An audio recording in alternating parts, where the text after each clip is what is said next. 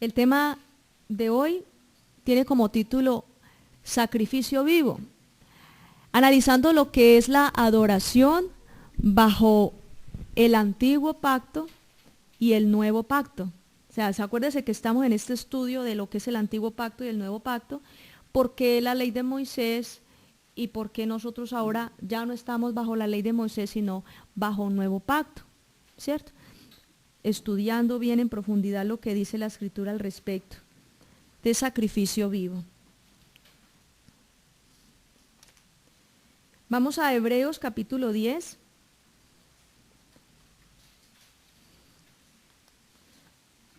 Versículos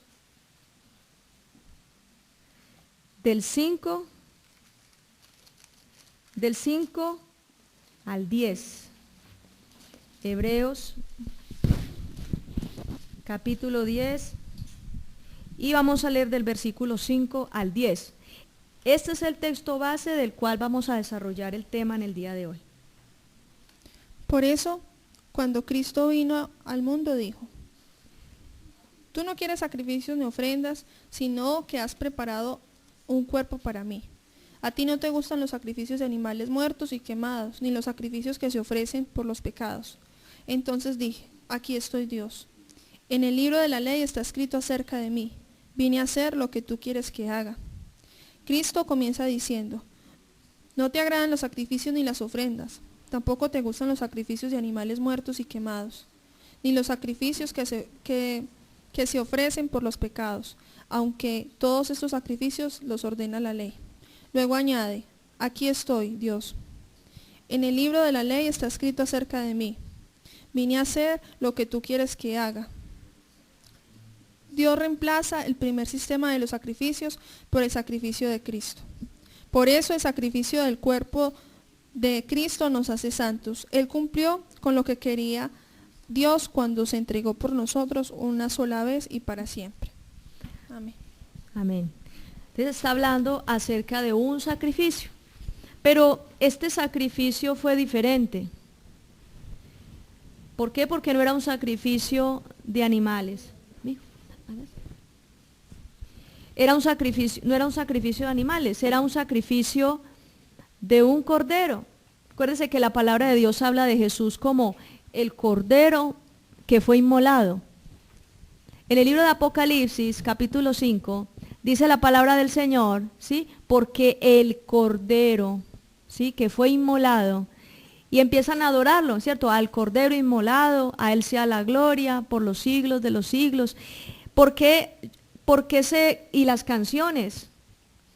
Al cordero sea la gloria. Entonces dice la gente: ¿cómo así? ¿Por qué los cristianos adoran a un animal? No, Jesús es llamado el Cordero, que quita el pecado del mundo, porque no había ningún otro animal capaz de quitar el pecado del mundo. Entonces la adoración bajo la ley, ahí está explicando, la adoración bajo la ley era destinar animales en sacrificio. Esa sangre que se vertía sobre el altar era la que ofrecían a Dios para el perdón de los pecados. Pero había un problema de esa sangre, y es que la sangre no limpiaba el corazón del hombre. Repita conmigo: la sangre de animales no limpiaba el corazón del hombre. Entonces, ahí estaba la situación. Y ese sacrificio sucedía algo muy especial. La gente en el Antiguo Testamento comenzaba a sacrificar animales en holocausto, a derramar la sangre sobre el altar y haciéndolo todo. Pero en realidad las personas lo único que hacían era destinar un dinero, compraban un cordero, compraban un animal y lo llevaban al sacerdote, y el sacerdote se metía por allá, y entonces la persona era ahí esperando a ver si el Señor aceptó la ofrenda y a ver si el sacerdote de pronto no cayó haya muerto. Porque anteriormente era así, que el sacerdote entraba al lugar santísimo y si entraba en pecado caía muerto por el mismo pecado. Entonces el sacerdote, acuérdense que dice el libro de Hebreos, que él tenía que entrar ofreciendo sacrificio del pueblo, pero también tenía que ofrecer sacrificio por él mismo. A diferencia de Cristo, que él no necesitaba presentarse en expiación por sus propios pecados, porque no tenía. Entonces la palabra del Señor dice que estaba la gente ahí afuera. ¿Qué sucedía? Que el corazón de Israel, el corazón del pueblo no estaba involucrado en el sacrificio. Porque es que la verdad, comprar un animal y entregárselo al sacerdote para que lo sacrifique, pues eso no es ni mayor chiste, ¿cierto? Eso es como hoy en día en la tradición religiosa, que usted tiene un dinero y va y se lo lleva a un ancianato y le compra unos mercados a unos viejitos, o va y le da unos juguetes a unos niños huerfanitos, y entonces usted siente que con esa obra que hizo es una obra muy linda, obviamente. Y eso hay que hacerlo porque eso testifica nuestra fe. Sin embargo, si la persona está pensando que puede a través de ese dinero, a través de esa obra que hizo de caridad, ofrecer ese sacrificio para que Dios lo perdone pecado, es un gran error. Es un gran error. Por eso la gente piensa por tradición que las buenas obras son las que lo salvan. Dice, no, yo soy buena persona porque yo hago esto, yo hago aquello, yo le ayudo al orfanato, yo llevo el dinero a tales personas, yo voy al hospital, yo compro esto, yo le doy a los habitantes de la calle, tal cosa. Y sí es bonito hacer eso y es importante hacerlo, sin embargo, eso no es lo que nos limpia pecado. Es la misma cosa que en el Antiguo Testamento. Simplemente comprar el animal, que inclusive los vendían en las afueras del atrio del templo. Ahí estaban los animales. Entonces, ¿cuál era el problema? Ahí saque la plata, vea, cómpreme ese coloradito, ese que tiene la motica blanca ahí en la frentecita. Ese se ve sano, está bonito, está perfecto, porque tenía que ser un animal perfecto, un animal en buen estado, en buenas condiciones. Decía el Señor, no me traigan ni el cojo, ni el ciego, ni el enfermo, entonces páseme este. Y le decía al sacerdote, tome, mire, por el perdón de mis pecados. Y iba y el sacrificio y todo eso, y la gente ahí en la expectativa, pero el corazón del hombre no estaba comprometido en ese sacrificio. Empezó entonces el ser humano tomando esa costumbre basado simplemente en aquello para el perdón de los pecados, y les digo una cosa, no me vengan a decir que es que la culpa es de Dios y que Dios fue el que estableció eso, que la gente solo se destinara ahí como una transacción comercial, así como indirecta, como, ay, sí, tome Señor para que me perdone. No, porque ahora vamos a ver por qué en el Antiguo Testamento Dios mismo le reprocha a la gente, de por qué están haciendo eso, si lo que Él quiere es el corazón. Eso simplemente era el cumplimiento de la ley, una ley provisional, mientras aparecía lo perfecto, que era Jesucristo. La ley siempre fue provisional, ¿cierto? No quiere decir de que la ley era mala, que la ley no servía para nada, o que la ley fue un error de Dios, ve, qué embarrada esa ley. No, la ley fue establecida por Dios, fue una ley que vino de parte de Dios, pero era provisional, mientras aparecía o se manifestaba lo perfecto, que era el Hijo de Dios, la manifestación del Hijo de Dios. Amén. Entonces, este sacrificio no partía del corazón del hombre, sino que era el cumplimiento de la ley. Pero luego entonces la palabra del Señor habla aquí mismo, y a eso vamos precisamente, de un nuevo sistema de sacrificios, un nuevo culto de adoración. Y ese nuevo culto de adoración surgió al darle a Cristo un cuerpo. Leamos lo que dice el versículo 5. ¿Cómo dice el versículo 5? Estamos en Hebreos capítulo 10, ¿cierto? Hebreos capítulo 10, versículo 5. Por eso cuando Cristo vino al mundo dijo, tú no quieres sacrificios ni ofrendas, sino que has preparado un cuerpo para mí. Has preparado, dice, no quieres sacrificios ni ofrendas. O sea, ya el Señor estaba cansado de los sacrificios que el pueblo le ofrecía, de animales y de libaciones, pero sin el corazón involucrado. Dice, no quisiste más de eso. Preparaste para mí un cuerpo. Y ese cuerpo fue la gran ofrenda. Te mire el nuevo sistema de sacrificio. El cuerpo de Jesús fue la gran ofrenda que se presentó delante del altar de Dios. ¿Cuántas veces? Una sola vez y para siempre. ¿Cierto? Que fue el sacrificio de Cristo en la cruz. Fue su muerte en la cruz. El entregarse a sí mismo para el perdón de los pecados de todo aquel que cree, no de toda la humanidad. Ojo con eso, porque eso hay que tenerlo claro. Él vino a salvar a toda la humanidad, sin embargo no todos son salvos. Él vino a salvar a aquellos que le recibieron, aquellos que creen en Él. Amén. De la salvación no es un hecho universal, implícito, que simplemente se da porque Cristo murió en la cruz, entonces ya no hay pecado, entonces todos somos salvos. No, la decisión del hombre es la que determina la obediencia, la fe del hombre es la que determina la salvación, se hace efectiva. Y vamos a mirar esto. Entonces, ¿por qué Dios le dio a su Hijo unigénito un cuerpo? ¿Por qué le da un cuerpo? ¿Por qué es necesario? Primero, porque Jesús, dice la palabra en San Juan, capítulo 1, versículo del 1 al 2, en el principio el verbo estaba con Dios y el verbo era Dios. O sea que Jesús en el principio estaba con el Padre y el Espíritu Santo. En el principio Jesús es Dios. ¿De acuerdo? Que Dios es uno. 3 personas, pero es uno. Y Dios es espíritu. Dice, creo que en 2 Corintios 3, 16, dice que 17, que Dios es espíritu. Y donde está el espíritu de Dios hay libertad. Entonces, ¿Dios es qué? Espíritu. Él no tenía cuerpo. Por tanto, un espíritu no se podía sacrificar en un altar. ¿Sí ve? Era necesario tener un cuerpo. Y al tener el cuerpo, cuando Jesús tuvo el cuerpo, Dios le dio un cuerpo, al ser concebido en el vientre de María, Dios le dio a él un cuerpo. Acuérdese que empezó a desarrollarse ese cuerpo de Jesús, él nació con un cuerpo. Y dice la palabra del Señor que ese cuerpo estaba preparado para sacrificio.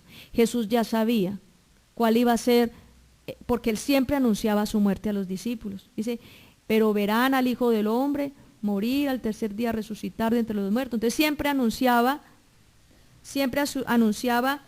su muerte. Entonces la primera causa por la cual, o el primer propósito por el cual Jesús tuvo cuerpo, primero que todo, porque él era espíritu, necesitaba un cuerpo para poder darle un sacrificio. Y el segundo punto, el hecho de Jesús haber participado de la humanidad. Cuando hablo de la humanidad, o sea, de la humanidad del hombre, la carne, la naturaleza humana, él participó. Dice la palabra del Señor en Hebreos 2, 14 y 15, por cuanto él participó de sangre y carne, ¿cierto?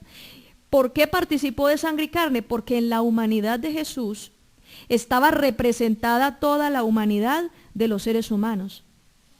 Lo que él hubiera hecho no hubiera sido posible a nivel legal, hablando en términos legales, no hubiera sido posible haber traído redención a la humanidad si él no hubiera participado de la misma humanidad. O sea, desde la misma humanidad del hombre, él venció al pecado en la cruz.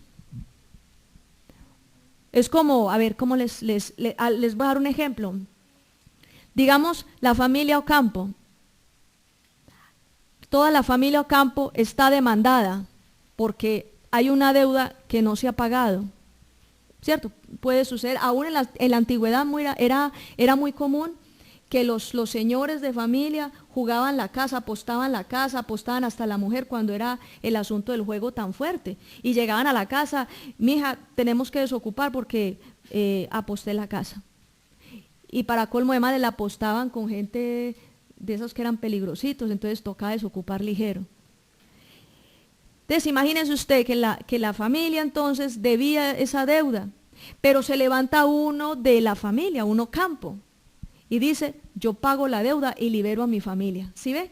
Entonces, si llega Pepito Pérez y legalmente no hay una transferencia, no hay de pronto una evidencia de que esa deuda haya sido pagada, tiene que ser alguien de la familia Ocampo que pueda redimir esa deuda, que pueda pagar, esa deuda, que pueda hacer expiación en esa deuda.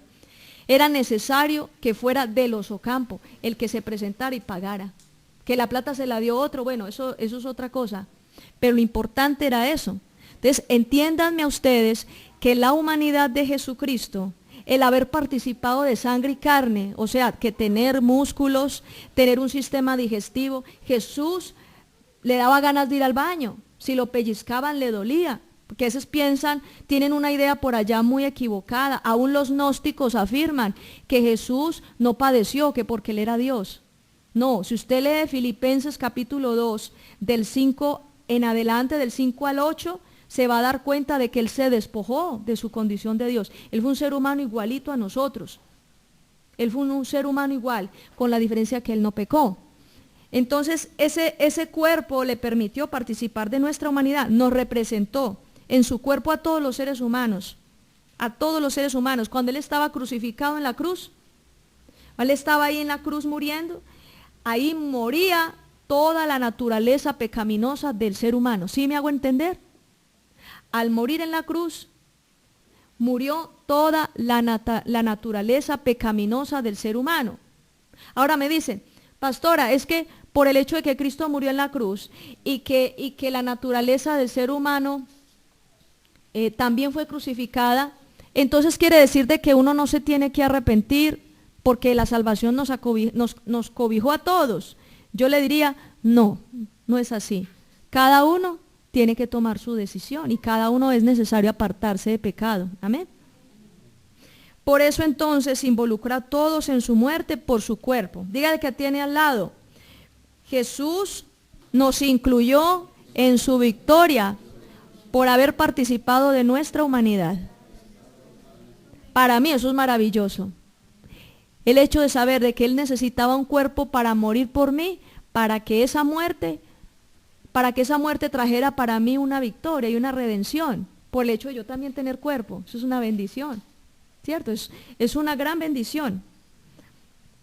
Entonces, ese es el nuevo sistema de sacrificios del que habla el libro de Hebreos, un nuevo sistema de sacrificios, ya no con animales, sino un único cordero que se presentó en sacrificio una sola vez y para siempre, porque la sangre de Jesús es diferente a la sangre de los animales que antes sacrificaban. Vamos a Romanos 12, versículo 1. Y quiero explicarles algo acerca de la adoración. Estábamos diciendo que en el anterior sistema de sacrificios, la gente se limitaba solo a comprar el cordero, el animalito, se limitaba a eso y ya. No estaba involucrado el corazón, pero lo que Dios buscaba era el corazón del hombre. Entonces, antes de esto, ahora que quiero que leamos en el libro de Isaías, antes de esto, para mostrarles a ustedes, porque la gente me dice, no, es que Dios se contradice. No, mire lo que dice la palabra del Señor. Isaías capítulo 1.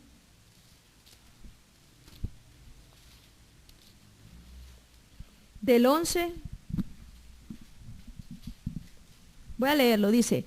El Señor dice, ¿para qué me traen tantos sacrificios? Estoy cansado de sus sacrificios, que deben quemarse completamente, y de la grasa de los animales bien cebados. No me complace la sangre de los toros, ni de los corderos, ni de las cabras. ¿Quién les pide estas cosas cuando ustedes vienen a presentarse ante mí pisoteando mis atrios? No me traigan más ofrendas inútiles. Su incienso me desagrada, ya no aguanto sus reuniones de luna nueva, los días de descanso y las demás fiestas religiosas, mientras practican el pecado. ¿Se da cuenta lo que está diciendo Dios? Detesto sus fiestas de luna nueva y fiestas religiosas, por eso se me hacen insoportables, estoy cansado de todo esto.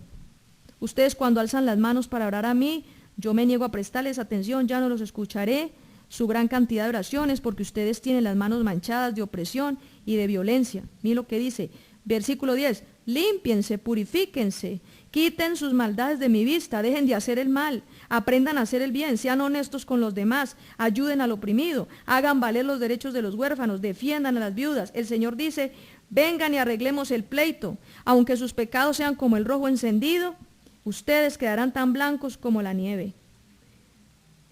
Y dice en el 19, si ustedes están dispuestos a obedecerme, entonces disfrutarán de las riquezas del país. ¿Qué está buscando Dios? ¿Será que Dios, yo les pregunto, ¿será que Dios necesitaba, para ser Dios, Él necesitaba los sacrificios de esos animales del Antiguo Testamento? ¿Ustedes qué dicen? Él no lo necesitaba para nada. Pero ¿qué era lo que a Dios más le interesaba del hombre? Su corazón, la obediencia. Sin embargo, en el Antiguo Testamento la gente no lo hacía así. Israel, cada rato, la rebeldía, ¿cierto? Uno ve en el Antiguo Testamento que eso era una constante. Permanentemente Israel en rebeldía.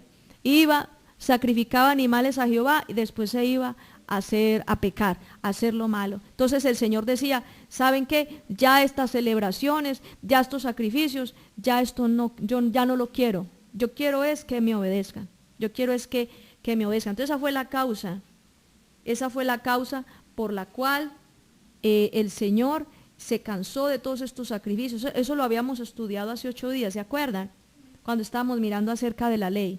Es importante recordar el por qué, cuál fue la causa por la cual se estableció un nuevo sistema de sacrificios.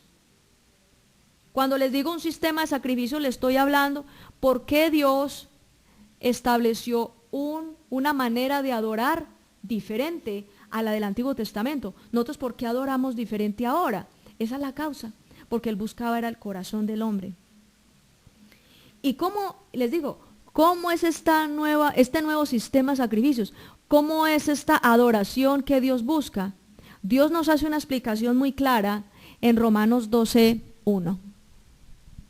Por eso, hermanos, puesto que Dios nos ha mostrado tanta misericordia, les ruego que entreguen todo su ser como sacrificio vivo a Dios. Esa ofrenda que su vida debe estar dedicada solamente a Dios para poder agradarle. Esta clase de adoración es la que realmente tiene sentido. Esta clase de adoración es la que tiene sentido. No tiene sentido que usted adore a Dios llevando un animal y luego vuelve y peque. El único esfuerzo que usted tiene ahí, realmente, el único esfuerzo que tenía la gente del Antiguo Testamento era sacar un dinero. Eso era todo. Y o sea, viajar a Jerusalén. ¿Ah? Viajar a Jerusalén. Y viajar a Jerusalén, porque de diferentes lugares tenían que viajar y pegarse en las caminadas, o bueno, hasta allá. Eso era el esfuerzo más grande. Pero el corazón no estaba ahí. Hacían muchas cosas. ¿Qué es lo que vemos nosotros en las religiones tradicionales? En la tradición religiosa de este mundo. Lo mismo. La Semana Santa, todo el mundo caminando, entrando a todos los templos, que no, que en Semana Santa hay que entrar a todos los templos. Yo me acuerdo que yo con mi abuelita, ay, eso era una cosa tremenda. Con mi familia, yo chiquita, y eso era ande y ande, y yo terminaba cansada. Termina uno cansado de meterse a todas las iglesias, a todos los templos. Y claro, eran muchos esfuerzos. Y el asunto allá, que la misa de gallo, que se trasnocha, que los 1000 Jesuses, y era mucho esfuerzo. Esfuerzos físicos, esfuerzos mentales, le dolía a uno la mano de sostener el rosario y todo el asunto. Pero todos esos esfuerzos, y Dios nunca demandaba eso. O sea, Dios nunca demandó eso. Lo mismo, lo que decía el Antiguo Testamento, se pegaban esas idas, como decir hoy en día una peregrinación, hasta Jerusalén, los viajes hasta Jerusalén, a entregar esos animales, pero el corazón no estaba allí. Sin embargo, dice la palabra que hay un nuevo sistema de sacrificios, que hay una nueva manera de adorar a Dios. Sacrificio vivo, repita conmigo, sacrificio vivo. Dice que presentéis vuestros cuerpos como sacrificio vivo, agradable. Ese es el verdadero culto. Diga el que tiene al lado, el verdadero culto a Dios es cuando nos entregamos a Él como sacrificio vivo. Hebreos 10, versículo 7 dice, el versículo 7 dice, aquí estoy. Jesús le dice al Padre, vea, en ese momento allá en el tercer cielo, allá en el tercer cielo estaban hablando el Padre y el Hijo. Entonces el Hijo le dice al Padre, Padre, aquí estoy. Póngale cuidado y dice, aquí estoy. En el libro de la ley está escrito acerca de mí, vine a hacer lo que tú quieres que haga. Le dice al Padre, vine a hacer lo que tú quieres que haga. Cuando estaba en el Monte de los Olivos antes de ser aprendido, ¿qué dijo él en su oración? Padre, si quieres pasa de mí esta copa, pero que no se haga mi voluntad, sino lo que tú quieras. Entonces él vino a hacer la voluntad del Padre, él vino fue a actuar en obediencia, a que se cumpliera lo que estaba establecido en la Escritura, que lo había establecido Dios mismo, él vino a cumplir la palabra. Entonces, ese es el sacrificio vivo.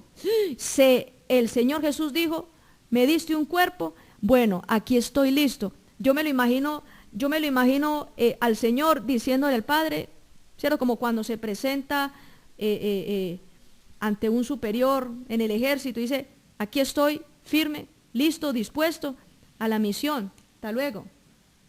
Se presentó y dijo, aquí estoy dispuesto a hacer lo que tú quieres que haga. Todo el tiempo Jesús sabía lo que tenía que hacer. Y para eso se preparó. Y para eso esperó. Y sabía cuál era el tiempo. Sabía cuál era el tiempo. Porque aun cuando los judíos quisieron agarrarlo, tomarlo para presentarlo, para matarlo, Jesús decía, no ha llegado mi tiempo. Le decía con los que hacía milagros, no digan nada, no ha llegado mi tiempo. Pero usted, ¿por qué no se manifiesta? Usted que le gusta tanto mostrarse, le decían los hermanos a Jesús, usted que le gusta tanto mostrarse, vaya que lo miren allá. Él decía, no ha llegado mi tiempo. Siempre decía, no ha llegado mi tiempo. ¿Por qué decían no ha llegado mi tiempo? Porque había un tiempo establecido, específico, para él morir en la cruz. No era cualquier tiempo. No era, no, es que mis hermanos me tienen hasta aquí y se burlan de mí, no creen en mí, porque los hermanos de Jesús no creían en él. Dice, no creían en mí y entonces me presionaban demasiado, entonces no aguanté más y fui a morir en la cruz. No, él murió en la cruz simplemente en el momento en el que estaba establecido por el Padre. Ahí murió. Entonces, ese versículo que les estoy hablando dice, aquí estoy. Sobre todo la última parte dice, vine a hacer lo que tú quieres que haga. A ver, yo le pregunto a alguien aquí, ¿está usted dispuesto a hacer de una manera plena la voluntad de Dios? No me vaya a responder. Ese es, dígale que tiene al lado, ese es el sacrificio vivo.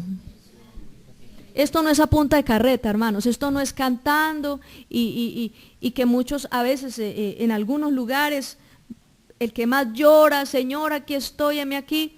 Y cuando el Señor empieza ya a pedirle a esa persona obediencia, cuando esa persona empieza a Dios a pedirle las cosas a las que tiene que renunciar. A ver, venga pues usted, despójese de esto, despójese. Ay, Señor, no. Bueno, entonces, ¿cuál era el asunto? ¿Vino a hacer mi voluntad o no? Esa es la verdadera adoración. La gente piensa que adorar es cantar. Yo digo que cantar es una manifestación de adorar, pero cantar no es adorar. Adorar es obedecer.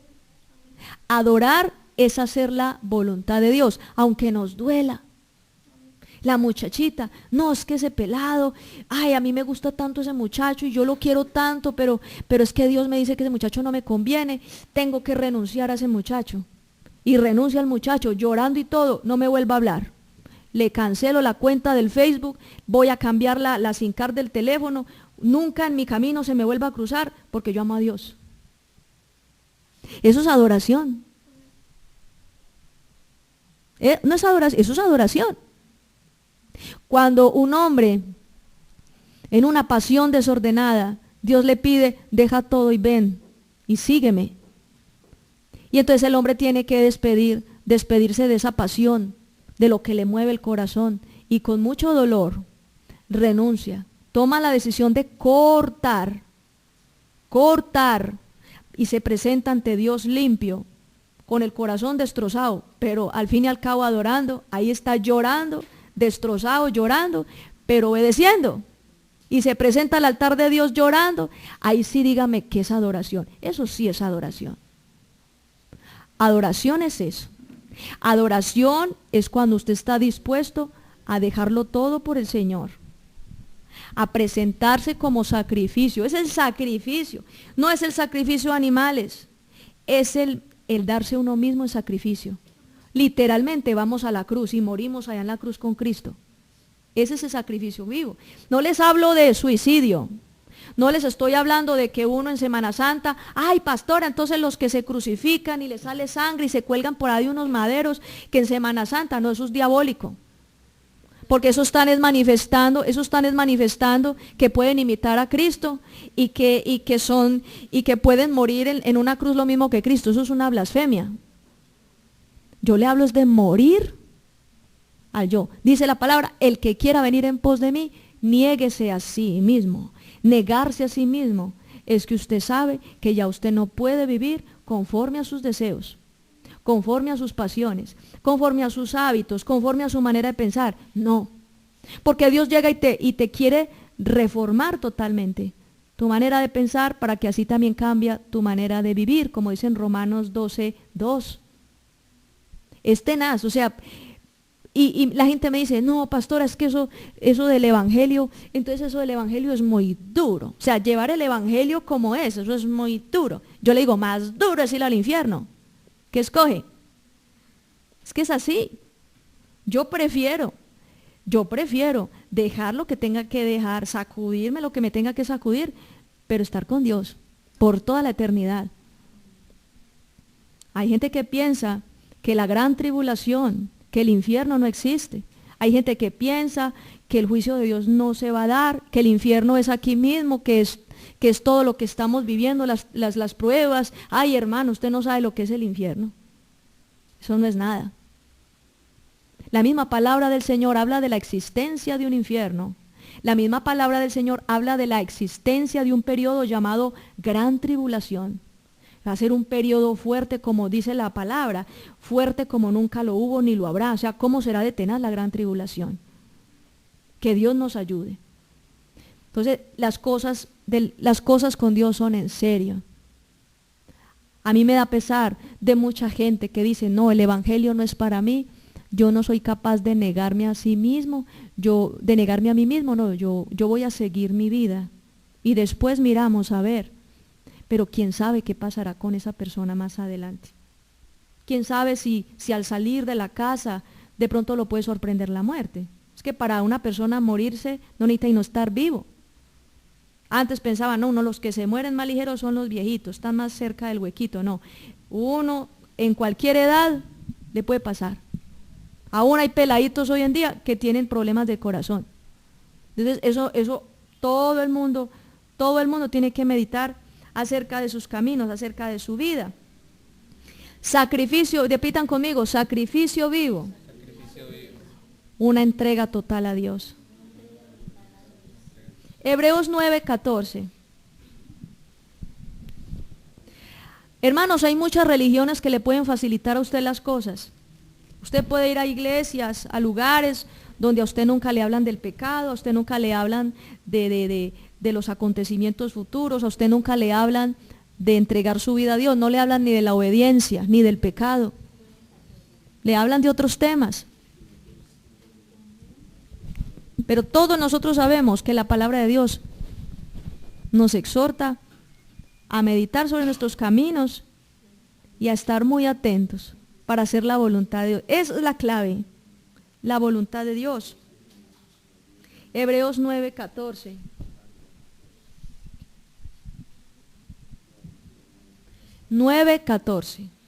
Pero la sangre de Cristo puede hacer mucho más. Se ofreció a Dios como un sacrificio perfecto,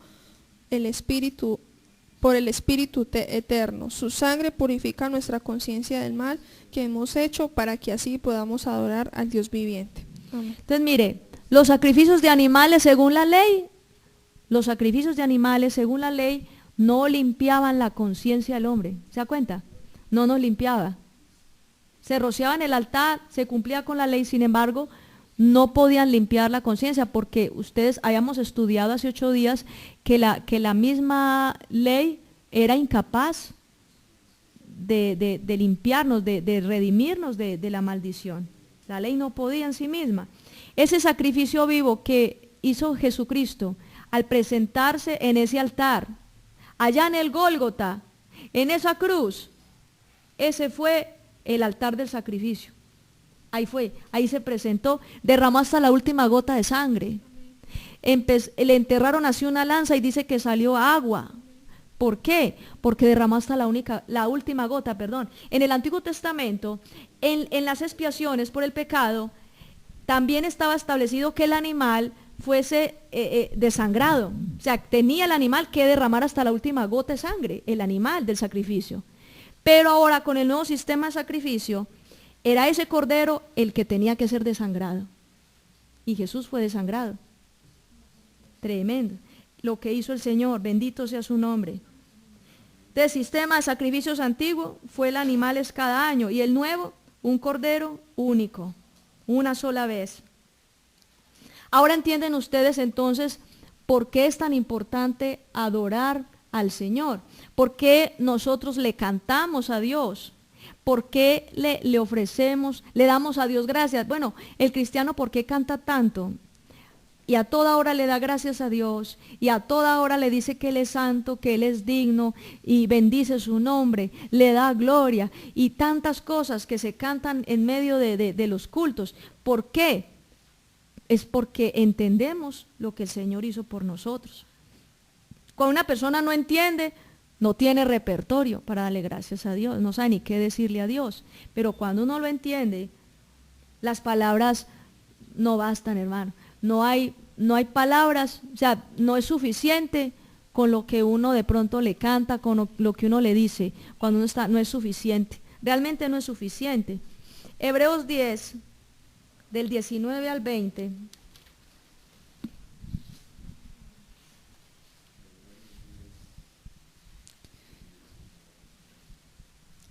Entonces, hermanos, podemos entrar con total libertad al lugar santísimo gracias a la sangre que Jesús derramó. Jesús abrió el camino nuevo para nosotros a través de la cortina. Él mismo es el camino nuevo y vivo, es decir, lo abrió ofreciendo su propio cuerpo como sacrificio. ¿Se acuerdan ustedes? A mí me impactó mucho leyendo los evangelios cuando yo estaba empezando apenas en la vida cristiana. Yo era un bebé espiritual y lo primero que empecé a leer fue los evangelios, precisamente para evitar esas confusiones. Me dijeron, lea primero el Nuevo Testamento para que pueda después entender el Antiguo, porque nosotros al leer el Nuevo Testamento empezamos a conocer ese nuevo pacto, que es el de nosotros, ¿cierto? Después ya leemos del Antiguo, pero ya tenemos más bueno, entonces uno entiende mejor las cosas. El problema en muchas religiones es que primero se agarran a leer el Antiguo Testamento y por eso terminan guardando el sábado, por eso terminan haciendo un poco de cosas. Pero leyendo yo los evangelios, yo encontré algo que a mí me estremeció, a mí me erizó la piel. Cuando dice la palabra, creo que en el Evangelio de San Mateo, cuando murió Cristo, dice que tembló la tierra y dice que el velo del templo se rasgó desde arriba hasta abajo, porque no, de abajo para arriba, no, eso fue que un levita se iba a caer y se prendió y lo jaló, no, ahí no había nadie, hermano, se rasgó solo. ¿Sabe qué quiere decir el hecho de que ese velo se haya rasgado desde arriba hasta abajo? Hubo alguien superior de autoridad que lo rasgó desde arriba. Y Dios mismo rasgó el velo.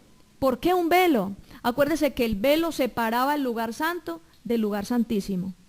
Y nadie podía entrar, solo el sumo sacerdote.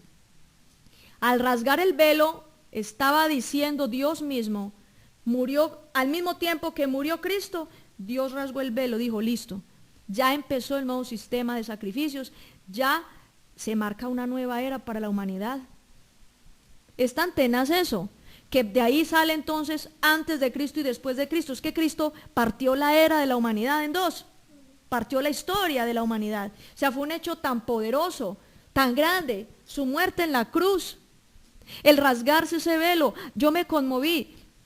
Y fue uno de los versículos que a mí me hizo llorar más y me conmovió.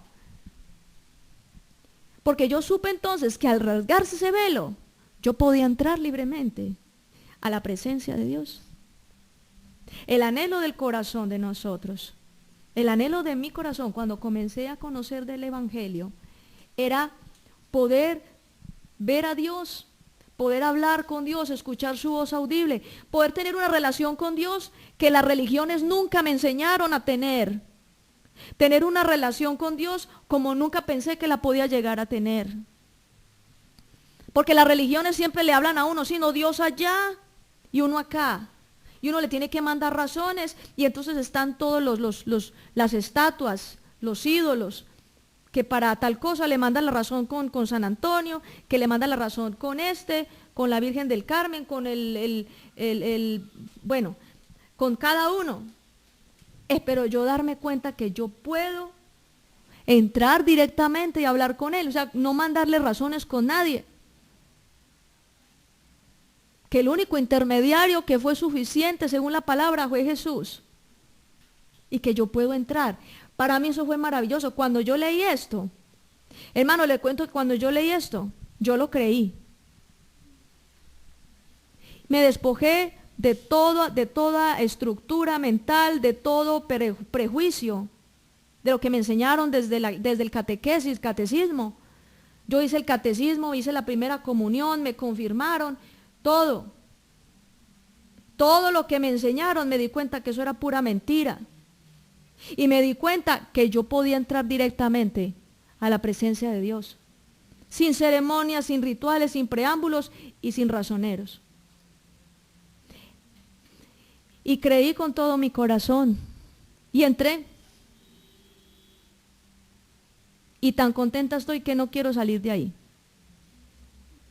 Porque es que esa es la relación que Dios quiere con nosotros. Que estemos con Él en su presencia. Amén. Esa es entonces, se rasgó el velo. Dios mismo fue el que lo rasgó, por eso se rasgó de arriba abajo. Porque es que ningún levita, por más alto que fuera, ni con una escalera, ni con bomberos. En esa época no habían bomberos, pero no habían escaleras ni siquiera así de altas. No, es que nadie lo rasgó. Fue Dios mismo el que lo rasgó. O sea, Dios mismo dice, listo, aquí hay un camino. Ya la muerte de mi hijo abrió el camino. Pues que dice en San Juan 14:6, yo soy el camino. Ninguna religión te conduce a la salvación. Solo Jesucristo. La fe en Jesucristo. Entonces, Él es el camino. Dice, yo soy el camino, la verdad y la vida. Entonces, quiere decir que con la expiación de Cristo en la cruz del Calvario, nosotros podemos entrar al lugar santísimo, podemos primero que todo ser salvos. Porque si usted entra en pecado al lugar santísimo, usted caería muerto como un pollo, como los sacerdotes del Antiguo Testamento. No, antes de entrar, un momentico. Antes de entrar, la sangre de Jesús lo tiene que limpiar a usted. Porque Dios, el Padre, no va a aceptar a nadie en su lugar santísimo que no venga cubierto y limpio con la sangre de Jesús. Porque es que tanta gloria no aguanta, o sea, ningún pecado resiste tanta gloria. Entonces era necesario primero ser limpiado por la sangre de Jesús. ¿Eso qué significa? Que yo puedo entrar a la presencia de Dios, pero primero haber creído en su Hijo Jesucristo como mi Salvador y haber recibido el perdón, haberme arrepentido de pecado y haber recibido el perdón. Por eso es que yo les digo que no todos son salvos, no todos son salvos, porque hay que ser limpio por la sangre de Jesús primero. Y la sangre de Cristo es vertida sobre tu vida cuando te arrepientes de pecado. Eso es lo único. Cuando te arrepientes de pecado, cuando crees en Él como tu Salvador, ese es el único camino, Jesucristo. La expiación efectiva es cuando usted participa de la muerte de Cristo. Póngale cuidado. Él participó de la humanidad de nosotros con un cuerpo que fue sacrificado y entonces nos dio a nosotros como ese camino para poder también nosotros ser salvos. A través de nuestra humanidad fue entonces redimida a través de la muerte de la humanidad de Cristo. Fue redimida. Pero entonces ahora está la otra parte. O sea, Cristo murió y por eso yo soy salva, porque creo en Él. Pero ahora está la otra parte, que la expiación que Él hizo, yo tengo que participar de su expiación. Él participó de mi cuerpo para crucificar el poder de la carne en la cruz. Pero ahora yo tengo que participar de la expiación de Cristo. Ay, pastora, entonces yo me tengo que suicidar o crucificarme también. No, lo que dice la Escritura es que nosotros tenemos que participar de la expiación de Cristo en la cruz. ¿Qué es participar de la expiación? Así como Él se entregó como sacrificio vivo en la cruz, nosotros también nos entregamos. Amén. La gente piensa que simplemente por creer en Jesús, por decir que Jesús murió en la cruz, resucitó al tercer día, se sabe en el credo de memoria y que por eso son salvos, porque creen que Jesús es el Hijo de Dios y que murió en la cruz, y que por eso son salvos. Confunden simplemente una afirmación intelectual de un hecho que nadie puede negar. Lo confunden con fe. Eso no es fe. No, es que, pastora, yo creo que Jesús murió en la cruz y yo creo que resucitó al tercer día. Entonces yo soy salvo. Yo les digo, eso no es fe. Eso no te hace a ti salvo. No te hace salvo. Mire lo que dice la palabra del Señor en Santiago 2:19.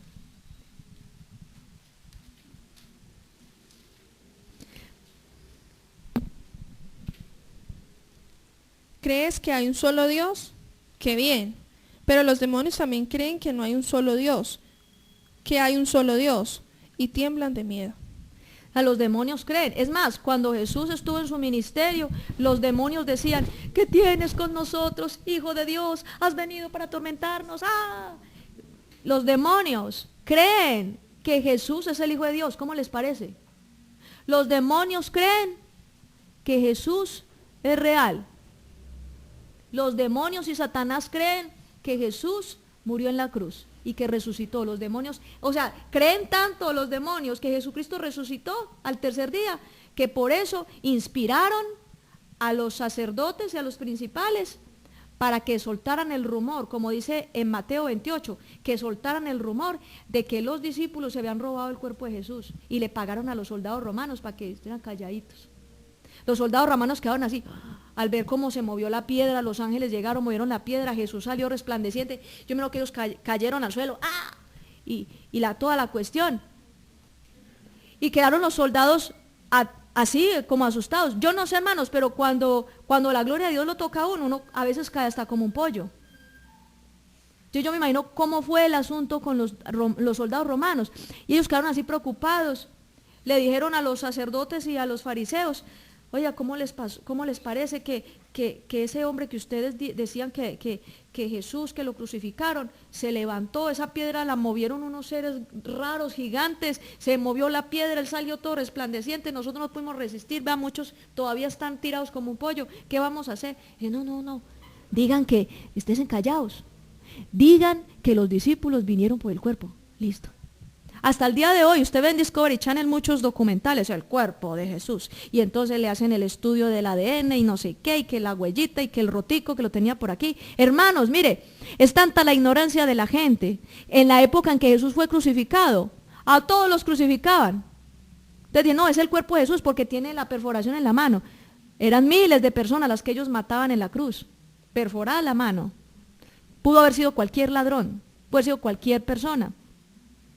Entonces, esos son cuentos que saca la gente para hacer dudar que Cristo resucitó. Entonces, si un soldado romano, si una persona simplemente dice, no, yo creo que Jesús es el Hijo de Dios, yo creo que Jesús resucitó entre los muertos y yo creo que Jesús es el Salvador del mundo, los demonios también creen eso. Por eso es que molestan tanto y por eso es que hacen tanto la guerra. Y yo creo que Jesús vendrá en poder y gloria para juzgar a los vivos y a los muertos y para traer el establecimiento de su reino en total plenitud. Los demonios también creen eso. Por eso los demonios le hacen tanto la guerra a los cristianos para que no prediquen. Y por eso los demonios atacan tanto a la gente para que cada vez esté más ocupada y no busquen a Dios. Ataca con tanta incredulidad al mundo en los medios de comunicación para que la gente no crea en Jesucristo. Si hay alguien que cree que Jesucristo es el Hijo de Dios, es el diablo. Cree. ¿Sabe por qué cree? Porque es que allá lo veía. Cuando Satanás era ese ángel querubín, allá estaba con Jesús. Así de sencillo. ¿Cómo no va a creer el diablo? ¿Cómo no así lo vio? Pero es que una cosa es creer simplemente como una afirmación mental, una afirmación de un hecho cumplido, de un hecho que nadie puede negar, a que usted obedezca. O sea, el sello de la verdadera fe, repita conmigo, el sello de la verdadera fe es la obediencia. ¿La obediencia qué es? La manifestación activa de la fe. O sea, usted dice que tiene fe en Jesús, entonces muéstreme su obediencia. Porque es que la cuestión es muy folclórica, muy fácil, muy liviana. Yo creo en Jesús y mucha gente cree que salva, pero siguen practicando el pecado. Mucha gente cree que es salva y aún muchos se atreven a decir, no, es que Cristo en la cruz destruyó el poder del pecado, por lo tanto yo puedo cometer adulterio, yo puedo hacer esto o aquello, y eso no es pecado. ¿Por qué? Porque Cristo acabó con el pecado. No, hermanos, así no es. Porque la salvación es personal, la salvación es individual. Ni siquiera un padre de familia muy consagrado podría hacer salvos a todos sus hijos solo por el hecho de él creer. Cada uno tiene que tener un encuentro personal con Jesucristo. Cada uno tiene que tomar su decisión frente a Dios. ¿Se da cuenta? Porque es que la expiación, yo participo de la expiación, de eso que hace salva a la gente, yo participo de la expiación, es cuando yo tomo la decisión de seguir a Jesús y de obedecer. Eso es la fe. Si yo tengo fe, yo lo sigo. Si yo tengo fe en Jesús, yo le obedezco. Si yo tengo fe en Jesucristo, tengo que negarme a mí misma, cargar mi cruz. Dios a cada uno, mire, el Señor a cada uno le da una cruz. Y no es un coso ahí de madera. No. ¿Cuál es la cruz? Es usted negarse a sus pasiones. Es usted negarse a su naturaleza carnal, a lo que a usted siempre le daba la gana de hacer. Es negarse. Eso es cargar la cruz. Llevar la cruz. Y es más, en el libro de Lucas dice, niéguese cada día. O sea, está diciendo que esto no es que usted se negó hoy y mañana vamos a pachanguear. No. Lo que dice el Señor es cada día. Lleve su cruz cada día. ¿Hasta cuándo debemos llevar la cruz? Hasta que venga el Señor por segunda vez y nuestro cuerpo sea glorificado y la carne ya no tenga poder sobre nosotros. Cuando el cuerpo sea glorificado, el poder de la carne desaparece, porque ya Dios empieza a morar con los hombres en plenitud. Entonces ya el pecado desaparece, ya la maldad ha sido juzgada, ya el diablo es juzgado, enviado al lago de fuego y azufre, como dice la palabra en Apocalipsis. Mientras tanto, seguimos batallando contra el pecado. Entonces, eso es la verdadera fe, la obediencia. Esa es la verdadera fe en Jesucristo. Sacrificio vivo. ¿Cuál es el nuevo sistema de sacrificios que establece la palabra de Dios? Entregarnos al Señor como sacrificio vivo. ¿Qué es que este hermano canta muy bonito, hombre? Como toca de bonito ese piano. Es tremendo adorador. No, hermanos. Hay que mirar cómo está el corazón. Muéstreme el corazón y yo le digo si es un adorador o no. ¿Quiere que le diga una cosa? El misterio más profundo de San Juan capítulo 4, cuando habla de la samaritana, el misterio más profundo que está ahí contenido, está en los versículos 23 y 24. Ahí dice la palabra, la hora es y ahora viene, cuando los verdaderos adoradores, no los del Antiguo Testamento que sacrifican animales cada año, no, los verdaderos adoradores adorarán al Padre, ¿qué? En espíritu y en verdad. ¿Qué es verdad? Hombre, conocer la verdad de la palabra, aceptar la verdad de la palabra, ser hacedores y no solamente oidores de la palabra. Cuando yo ando en verdad, no es porque yo tenga mucha Biblia y me sepa, yo le puedo decir a usted muchos versículos, pero si yo no obedezco la palabra, si yo no ando en la palabra, si yo no pongo por obra lo que leo, ¿de qué me sirve? La adoración verdadera, o sea, ese es el texto de los adoradores. Ese es el texto. Dice la samaritana, ustedes los judíos dicen que hay que adorar en Jerusalén, nosotros decimos que adoramos aquí en Samaria, entonces no, tenemos un problema, o sea, como en ciertos tiempos, no, es que la religión católica es la que salva, hombre, no, los pentecostales, nosotros somos los que nos vamos a salvar, no, los testigos de Jehová, somos los que nos vamos a salvar, pero ¿sabe qué? Llega Jesús y a todos los deja viendo un chispero. Porque el Señor dice, no se van a salvar ni con esta religión, ni con esta, yo soy el camino. Entonces Jesús le dice a la samaritana, ¿sabe qué? Llegará el tiempo. ¿Sabe de qué tiempo está hablando? Cuando Él se ofreció como sacrificio vivo, dice, llegará el tiempo en el que ya no adorarán ni aquí ni en Jerusalén, sino que van a adorar al Padre en espíritu y en verdad. ¿Por qué? Porque se van a ofrecer como sacrificio vivo al Padre. O sea, que a mí no me vengan con el cuento de que fulanito toca muy bonito la guitarra o tiene una voz muy bonita, que es un adorador. No. Muéstreme el corazón. El corazón es el que determina. El corazón, como dice allí, en el corazón todos tenemos un trono. ¿A quién tenemos sentado en ese corazón? Y ahí es donde nos damos cuenta si de verdad somos adoradores. Una de las cosas más importantes que tienen que tener en cuenta los que cantan a Dios, los que ministran en la alabanza, lo más importante que se debe tener en cuenta es a quienes sientan en el trono de su corazón. Porque si usted no tiene como adorador sentado a Cristo en el trono de su corazón, ni para qué canta. Mejor dicho, ni se pare a cantar, ni empiece a sacar el repertorio, así se sepa todas las canciones de Marcos Barrientos, no sé qué. Para nada te sirve a ti cantar si en el trono de tu corazón no está Cristo sentado. Eso es como cuando contratan unos mariachis para que le den la serenata a doña Pepita y van y le cantan y sale una viejita por ahí. No, doña Pepita se fue de aquí hace tiempo, ella ya no vivía aquí. La misma cosa. Así es, cuando una persona se para, dizque a cantar y en el trono de su corazón no está Cristo, no está al que le vamos a dar la serenata por Dios. ¿Sí, se da cuenta? No está al que le vamos a dar la serenata, entonces si no está ahí, pues ¿para qué le cantamos? Esa es la verdadera adoración. Ahí sí, cantemos. Danzar, te va a danzarle a alguien, pero no está presente. Va a cantarle a alguien que no está presente. No, es necesario que nosotros seamos adoradores, repita conmigo, en espíritu y en verdad. ¿Qué nos hace a nosotros ser adoradores en espíritu y en verdad? Negarnos a nosotros mismos y obedecer a Dios. Pastora, es que eso es muy duro así de una, es un proceso. Claro, la regeneración es un proceso, pero igual no nos vamos a quedar toda la vida en el proceso. O sea, es como cuando usted está en la escuela, usted no se queda haciendo tercero, 4 o 5 terceros, y después pasa a cuarto y hace como 10 cuartos, no. Uno en cada año lectivo, uno se demora ¿cuánto? 1 año. Pasa al segundo, pasa al tercero, pasa al cuarto, quinto, luego pasa al sexto, a la secundaria, etcétera, y pasa ahí para allá.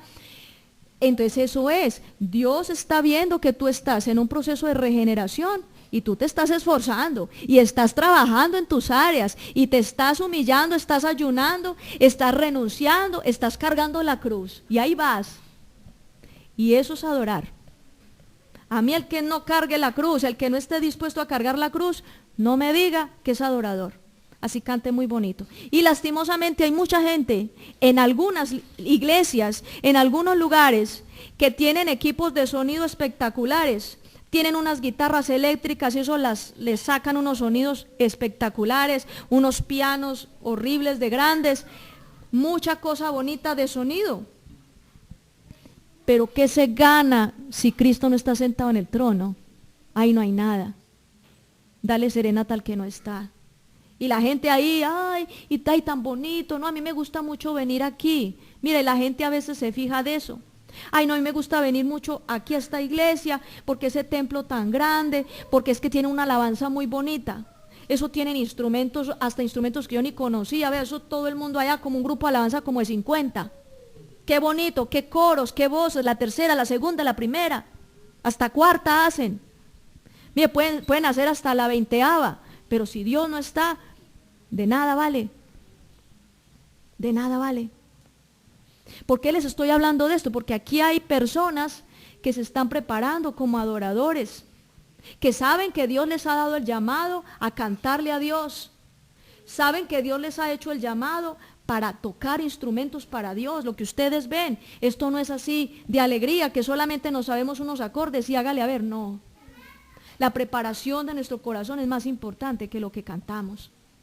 Por eso podemos cantar en cántico nuevo y en algún momento se le va a uno el dedo por una tecla que no es y eso ni se nota. ¿Por qué? Porque la presencia de Dios está ahí. Es más importante la presencia de Dios que el talento musical. Es más importante que Dios esté. Así sean pocas personas las que te escuchen a ti cantar, así no hayan muchas multitudes, pero que Dios te escuche a ti, eso es el regalo más grande, ¿o no? Que Dios se siente y quiera recibir el concierto, hermanos, eso es lo más grande, ¿o no? Eso es lo más maravilloso. Eso es lo más importante y esa es la verdadera adoración. Por eso cantamos, por eso lo adoramos, por eso danzamos para Él, por eso lo exaltamos con todo el corazón, porque eso es lo que el Señor está buscando. Eso es lo que Dios está buscando, adoradores en espíritu y en verdad. Yo le voy a pedir el favor para que se ponga de pie. Y vamos a tener un momentico más de adoración en el día de hoy. Quiero que terminemos esta reunión adorando al Señor con todo el corazón.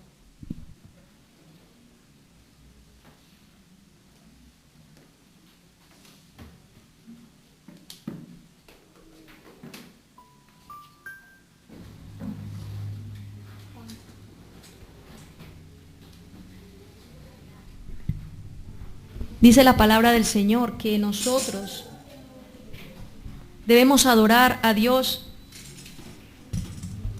en espíritu y en verdad. Porque es que tales adoradores busca el Padre que le adoren en espíritu y en verdad.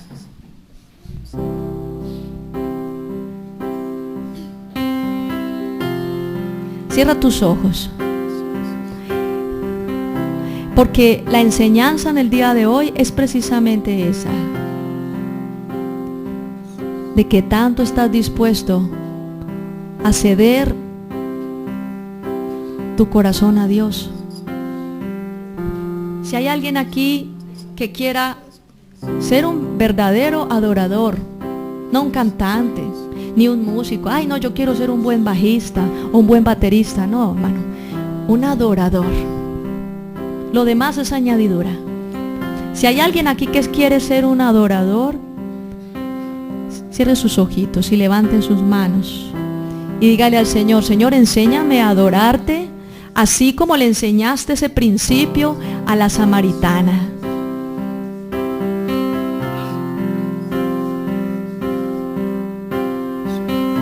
Y sea este momento, mi hermano, sea este momento, mi hermana, para entregarle tu corazón en adoración. Dile cuánto lo amas.